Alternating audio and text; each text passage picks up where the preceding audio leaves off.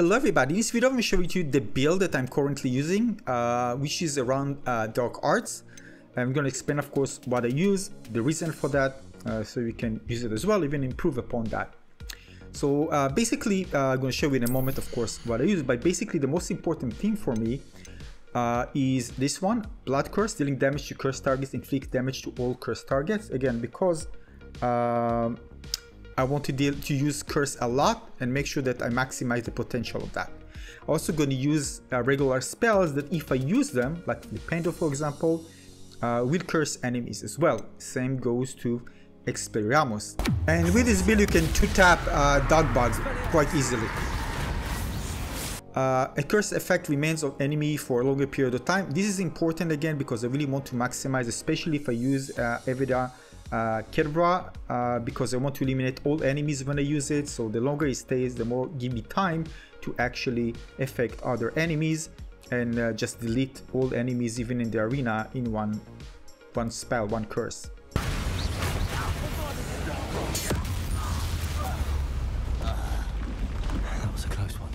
Arrest of Momentum, alright, same as effect on cursed enemies, so use it again in my first set. This is also important, an enemy under your control with Imperial curse other target which is successful strike, alright? So this is also important one. Striking enemy cursed by crystal, release a projectile, the cursed nearby enemy, also good, again because it allows you to quickly maximize the curse. Most of them are very good, as you can see. Again, killing an enemy with Evida Kedavra kills all cursed enemy. This is a must-have. This is absolutely the most devastating ability in the game, hands down. All right, so this is very important. All right, next one for spell. So this is an optional but can be good with synergy, because if you pull target and you pull other nearby targets as well, this is good because if you combine it with other dark art spell, you can actually inflict poison, curse those nearby targets. So it's actually pretty good, and also they're gonna attack each other as well if you continue using your dark arts spells. So it's both affecting and attacking, and basically all of them will be cursed very fast if they are close together. All right, so that's about here what I would choose. Again, some optional, some can be very good.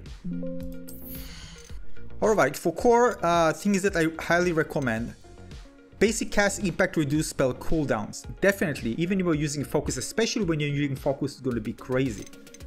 Alright, use spell set, by the way, make sure you add one, because again, you need, I'm going again, at least 2, but if you unlocked more, great. It's great to have that option. This, by the way, I'm also amplifying the damage of the Ancient Magic Meter. I really love it. It can do tons of damage. You can even, I'm gonna show you soon, especially with potion, you can eliminate a troll by just one hit.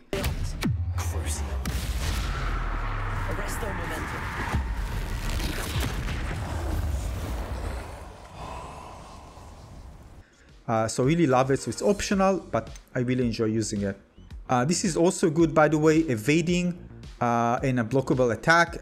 By the way, this is something that I do quite a lot. I really enjoy doing it rather than blocking, just dodging. So again, it helped me increase the Ancient Magic Meter, so I go with it definitely.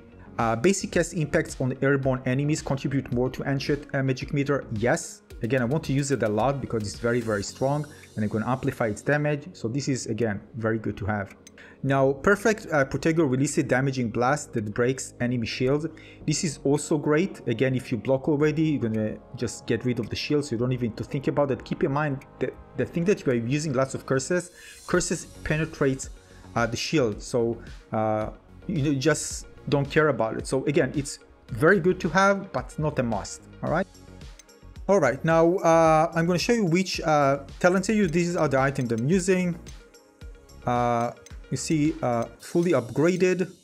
I use significantly increased damage with Ancient Magic Throw. Again, because I'm using it, I want to increase it. It does increase more if you just go compared to all damage spells. I checked it. I'm going to show this in a moment. Damage with Expelliarmus. I'm going to use it a lot. By the way, it's very strong in this build. Damage to all, significant increase Ancient Magic Meter fill rate as well. all right? But again, you can play with this one, the concentration 3, again, to kind of mix and match with the build that you want to create. So there's room for it. They do stack, by the way, but you get more damage if you use something more specific. Let me show you. So let me give you an example. Everything here is going to be the same build, only the neckwear I'm going to change from concentration 3 right here with disarming 3 to increase the Expelliarmus damage. So this is with Expelliarmus damage.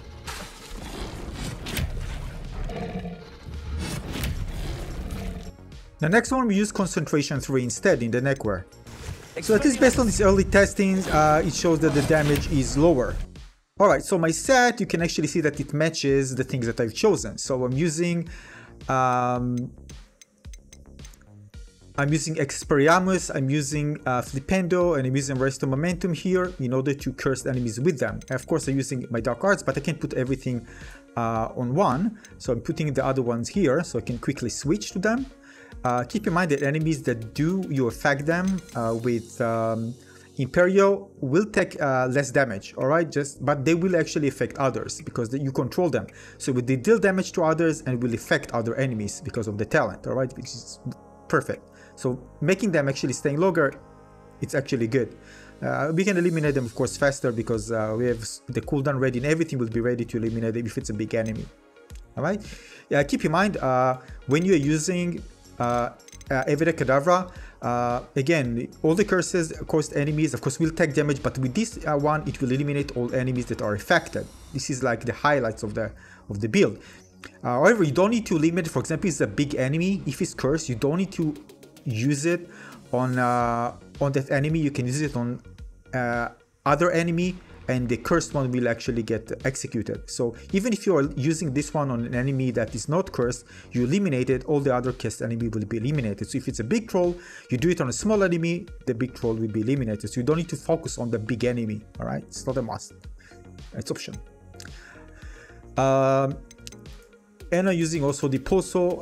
The other ones, again, I use it to quickly burst fire damage on enemy. There's lots of damage. These are really, really strong in terms of dealing damage, of course. These are really main thing. So I can quickly switch if the enemy is not having shield, or if they're already enemies are curses and I really want to unleash lots of damage. I switch to 3 and I quickly unleash all of them upon enemies to eliminate them very, very fast. And this means the other ones who are cursed, I can get lots of damage. And this is good, by the way, if you are attacking a big enemy with it.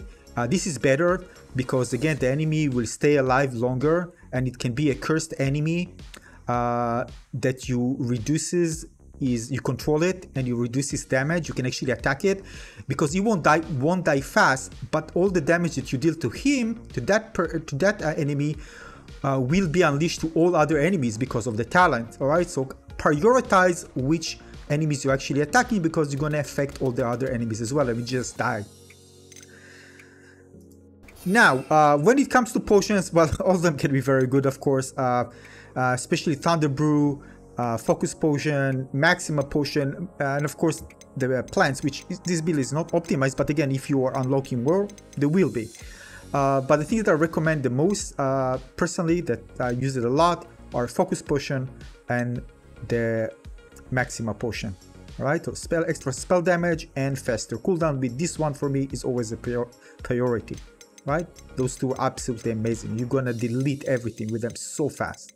So go to the rumor requirement and make sure you have those potions ready, because they just make the build so much more fun to play, just more responsive, and of course everything just happens fast, so you just amplify everything that you see here, both damage and the cooldowns, and of course faster cooldowns, more damage. It's just crazy celebration. So make sure you have those focus potions ready.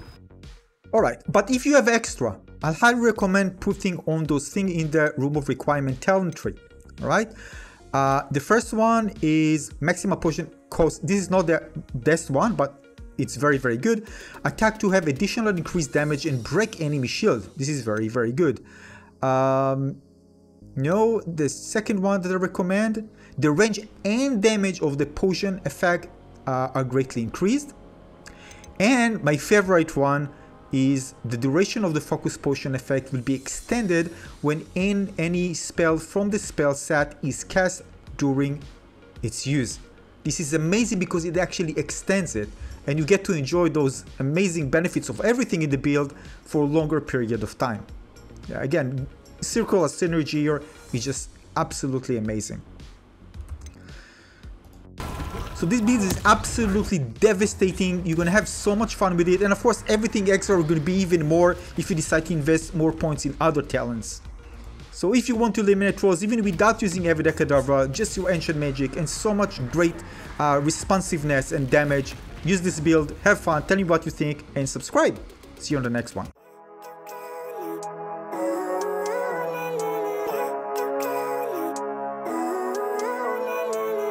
Living life, every day, late at night, not okay. All I want, and I pray, all I need are some better days. I'm looking in the mirror, but I've never seen clearer. I don't really think anyone can save me, and honestly I'm not really sure I want saving. I like to be my own worst enemy. There's no risk if you don't try at anything, so I'ma just